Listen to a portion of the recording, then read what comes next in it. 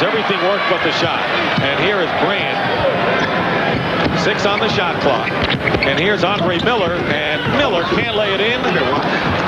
Zerbiak finally puts it in. That was nice, mainly because as Wally went up, he realized that the shot blocker was right on his shoulder, Dick, and he brought it up on the other side, using the rim to shield the defender. Mobley trying to post up against Andre Miller, and they'll call Miller for the personal foul. And a timeout with 8:30 remaining in the first half. A lot of action. Zerbiak has 7, and Olowokandi and Pierce have 6. They're the respective leaders as the Sops lead the Rooks by 3. The rookies in the first half, 20-17. A few moments ago, Al Attles talking to his rookie team during the timeout. Some wiggle for Wally. Wally's coming around a double screen. Okay, 5 minutes high. You're coming around a double screen. Some wiggle. Some wiggle. Where I start? Yeah, you're starting on the low and coming high. No, you start on this side, coming around a double screen. Oh, yeah. Okay. A wiggle for Wally. That seems to make it work, and he's got a microphone on him now, Wally Zerbiak, Hugh. Yeah, well, I really like what Al Attles is doing. He's trying to get everyone to be on self except the screen. And we all know Al, 11 years as a player, 14 years as a coach, and affectionately known as the Destroyer. Michael Dickerson and Mike Bibby are both in the game, both the tandem in the backcourt for the Vancouver Grizzlies, and they have checked in now. And so Steve Francis working, and setting a screen is Elton Brand. And the pass inside, Rafe LaFrentz has also checked in for the sophomores, who LaFrentz there played only 12 games last year because of a torn ACL, and he has come back big this season. He is an outstanding player, Dick. He's an excellent player with his back to the basket, shoots a high percentage, can make the 3 points at over 35%, and then he's 7th in the league in block shots.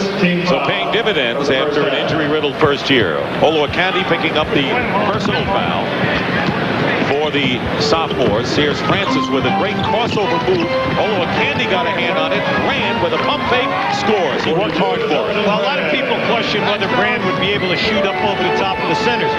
But he's a power forward, and he gets the shot off. He's found his way around. He's a very intelligent young man, and his shooting percentage now is up to 48%.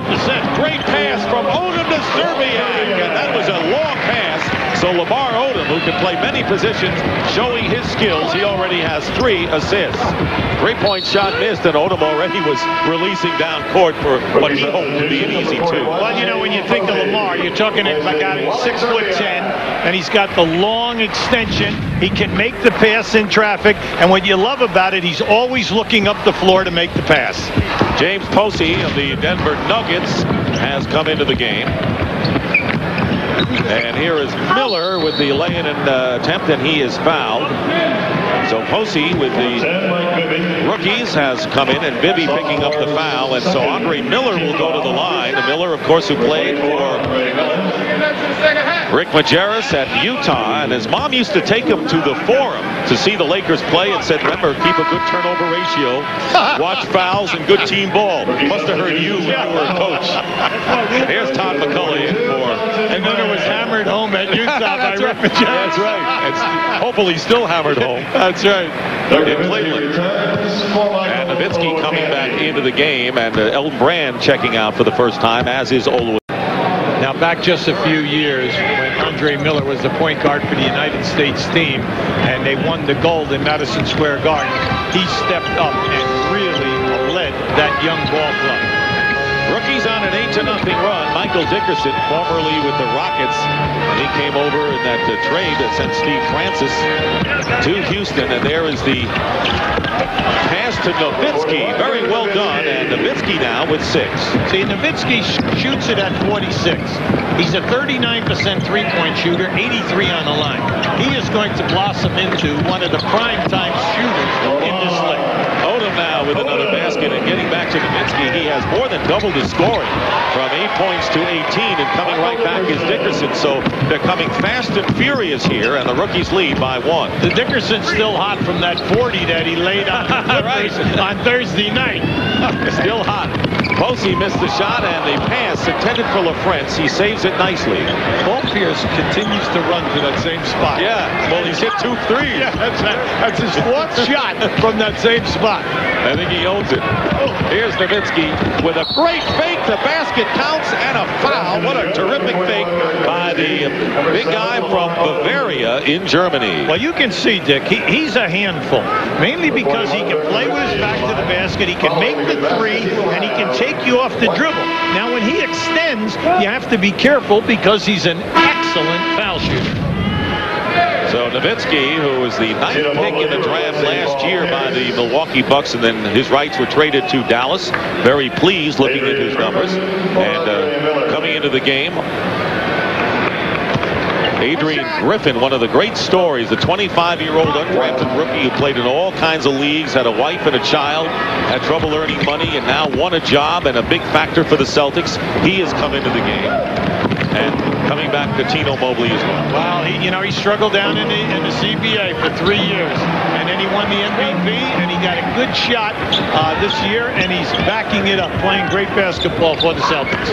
McCullough, the big guy, hitting the perimeter shot. LaFrentz coming back and missing, and Posey clears with under 6 minutes to go in the first half. Francis working against Bibby, and here is Griffin from the corner. Adrian Griffin with the basket. In the early going, I like what the rookies are doing. I know they're giving away a lot of size, but they're getting the ball up the floor, and they're getting the ball inside to people, which is a surprise, isn't it? Yes, it is. It's encouraging. And Mobley hitting from the corner, and Cuttino Mobley ties the game at 29. Bill Russell and Casey Jones, who led the USF Dons to back-to-back NCAA championships back in 1955 and 56. Posey might have had that shot deflected, and Nowitzki clears. When you bring up those two guys over there, do you think they have a few rings? Do they fill up 11 with Russell and 12 with Casey Jones? Not bad. Amazing. Plus 2 NCAA championships. That's right. Russell, of course, attended high school in Oakland at McClymonds High, and they led the Dons to 2 NCAA titles. So a strong Bay Area flavor, as you would expect, on both coaching staffs. We'll be right back. All-Star game held at the Cow Palace in San Francisco was the last All-Star game in the Bay Area. The East squad featured the Hall of Famers Bill Russell, Willis Reed, Will Chamberlain. However, the West came out the victory as Rick Barry scored 38 points and was named the MVP of the All-Star game. And a very huge trophy for Rick Barry, who was the star of the San Francisco Warriors. And right now, Rick Barry is with Craig Sager. Craig? Well, you can't come to the Bay Area and talk basketball without talking to Rick Barry. What do you think about all the great years you had here? Do you think about the All-Star game, or do you think about 75? The championship is what it's all about, Craig. I mean, that's what was so meaningful to me. One of the greatest experiences of my life, my finest season ever. But the All-Star game was very special. I think back those days, the guys took it very, very seriously. It was very competitive, and we were a big underdog. And Nate Thurman, I think, should have been the MVP because he was outstanding against the front line of Chamberlain, Russell, Jerry Lucas. But the thing I remember most about the game really was Red Auerbach getting thrown out. The only time in the history of the NBA All-Star game that a coach got thrown out. That was hysterical. Well, you're known as well for your tremendous abilities. You're a competitive player. What about your USBL team you're coaching now? Well, I'm looking forward to Fort Myers, the Florida Sea Dragons, to get some nice young people to work with. Clifford Ray will be with me again, my old teammate from the Warriors, and we love working with the young people, and we hope to have a very competitive team down there. All right, enjoy the weekend. Let's go back now to Dick and Hubie. All right, he was the star of those teams. Absolutely, Dick. And when you think of Rick Barry, you're talking about one of the greatest scorers in the history